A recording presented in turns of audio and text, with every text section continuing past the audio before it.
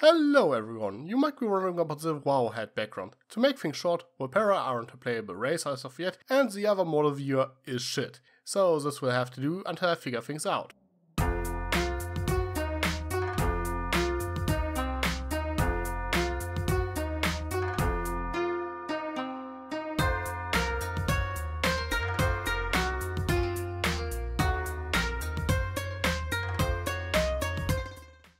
Battle for Azeroth is finally here. So far I quite like it, but I decided that I want to add my 2 cents on the whole Blizzard is ruining Sylvanas thing. Now, if you are a Warcraft fan and haven't lived under a rock for the last couple of months, you should be aware that Horde players are a little bit upset because their faction is being painted as a bad guy. Sure, some are okay with it, as some people like to play the Horde because they wanna be the bad guy, but others appreciate them more for their rough but proud edge, or because they want to play Blood Elves. Not to mention that we've been through the Horde is evil thing before in Mist of Pandaria, and the big point was that things were supposed to be different with Vol'jin in charge, who ended up doing nothing throughout Warlords of Draenor and got killed off in a rather underwhelming fashion in Legion, especially when compared to Varian. Well, and Vol'jin's death is pretty much where we should begin. Many people were disappointed that Vol'jin was killed off without actually doing anything. His character, or at least his role as War Chief, was completely wasted.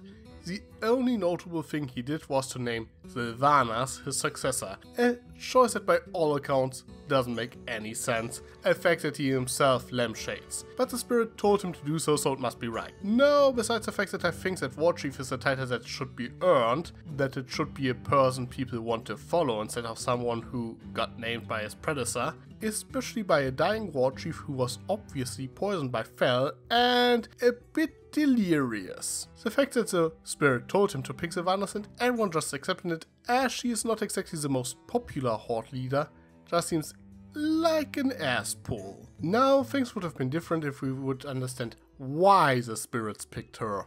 According to Vol'jin, she would be the one to save the Horde in its darkest hour. Watching the cinematic, you would think that he meant she would be essential in fighting the Burning Legion. And yeah, while I think it is a bit of a forced reason, I can see why Sylvanas might have been a good War Chief to fight the Legion, as she is more ruthless and less hesitant than every other possible candidate. She is like Illidan, Demon Hunters in general, or the Death Knights in that regard. She would fight the Legion no matter the cost, while someone like Sorfing might be too obsessed with honor to do what must be done to fight this threat. The problem is that Sylvanas didn't really do anything that helped Azeroth to defeat the Legion. The only thing she did was trying to enslave the Queen of the Valkyrie. Admittedly, this would allow her to raise as many from the dead as she would like, which would be rather handy while fighting against the Legion, but she only did it to make herself immortal, and it showcased how evil she actually is. Not to mention that she failed to do so anyway because of Greymane. So Sylvanas as War Chief didn't really accomplish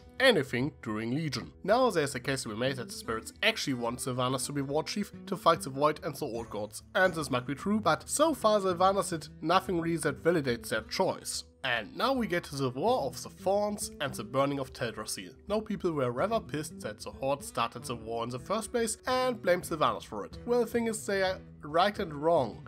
It certainly sucks as the Horde is the aggressor again. People are getting sick of the Horde being portrayed as evil, while the Alliance are the morally right ones. Battle for Azeroth wants to bring back the faction mentality. Are you for the Horde or for the Alliance? I mean, you see it in their commercials for Battle of Azeroth that people are supposed to be proud to be Horde players, but it is a bit hard to root for your faction if they are the bad guys and commit horrible war crimes. And yeah, this one is on Blizzard. Especially when Anduin tried his very best to somehow make peace with the Horde, while Sylvanas isn't interested in it in the slightest. But here's the thing, the Horde mostly looks bad in comparison. Starting the war itself sort of made sense. For the last couple of years, the Horde and Alliance were in a stalemate when they weren't forced to fight together against a bigger threat than each other. There was never a true peace, it was more akin to a Cold War. Sure, Anduin would love to make peace with the Horde, but it has been an ongoing theme that this true peace between both factions is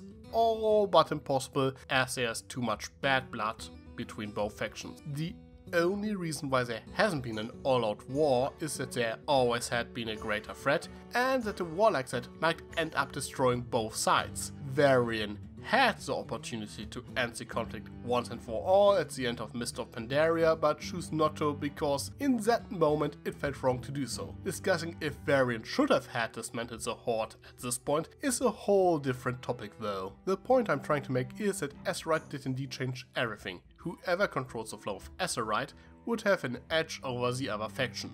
So Sylvanas' decision to drive the Alliance out of Kalimdor so the Horde controls the biggest source of Azeroth makes sense. Sure, while Anduin would never be willing to use Azeroth as a weapon against the Horde and start a war, as she reasons when you ask her about the attack on Teldrassil, it boils down to this. For that very moment, the Horde has a small advantage over the Alliance. Either she strikes now and secures Horde dominance, or they continue their Cold War as it has been, and risk that the Alliance gains the upper hand eventually. Vol'jin or Saurfang might have acted the same way, and it is noteworthy that Saurfang didn't really had a problem with starting a war.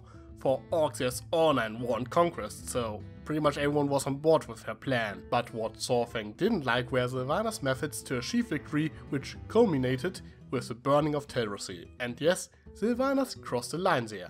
A pretty unforgivable act that cemented her status as a villain. The sad thing is, even this could have been justified to some degree. It is important to note that Sylvanas never had the intention to burn the tree down. She planned to capture Teldrassil. She wanted to occupy it and hold the civilians as hostage, so the Alliance wouldn't dare to risk their lives when they tried to retaliate, which should have prevented further bloodshed. It is somewhat questionable if that plan would have worked, but that's another story. At least in theory, it was a plan of low risk and high reward.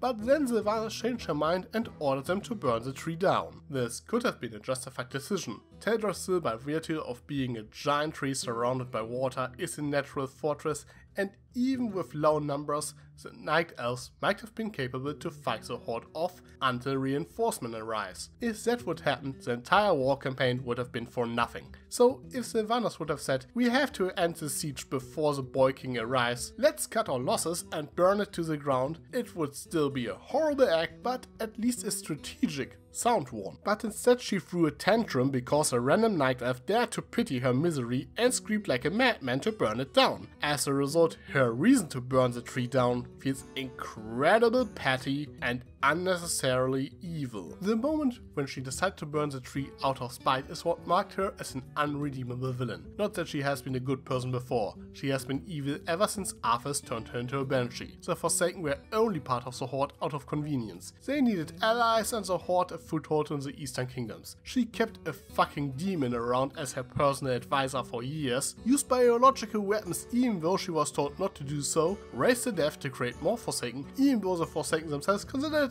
a rather terrible fate. So if you think Blizzard suddenly turned Sylvanas evil, you're deluding yourself. However, after Wrath of the Lich King, they slowly begin to strip away her nuance. And then there are Sylvanas' actions during the Battle of Lordaeron. Frankly, I don't really see the problem with those. People didn't like that Sylvanas used the Blight and that she pretty much nuked the entire Undercity with it at the end. Sure, it was a terrible act, but expecting Sylvanas not to use it at this point would have been rather silly. They were losing that battle, and using the Blight was a last resort. It turns the tide of battle in their favor, and they would have won if Jaina didn't show up in that moment, and her nuking Undercity was pretty much a desperation move that would have worked as well, if it wasn't for Jaina again. While she sacrificed a good chunk of her own men in the process, all she really did was cutting her losses, and when she nuked Lordaeron, the city was already evacuated and most of her forces already retreated. Again, her actions were horrific, but not stupidly evil as some people like to claim. There was no honor in it, but as Sylvanas pointed out, honor means nothing to a corpse. This is a fantasy word, they don't have any Geneva conventions. Ethics mean little. And here's a big question. Would you have rather seen Sylvanas just handing over Undercity to the Alliance? Now that would have been out of character. With that being said, let's wrap things up. The conflict in battle for Azeroth certainly isn't morally grey, as Blizzard told us when they announced this add-on. The Horde is the clear aggressor in the situation, while the Alliance is portrayed as the victim that defends itself and retaliates, not to mention that they are led by a pure peace-loving boy, so the Horde can only come off as evil in comparison. There's enough bad blood between the Alliance and the Horde to justify a war, like the events at the Broken Shore and Greyman's attack on Sylvanas in Stormheim, so pretty much any small escalation would have been enough to spark a war, and the opportunity Sylvanas saw was certainly enough in context. It just seems like a rather unfulfilling justification for a story.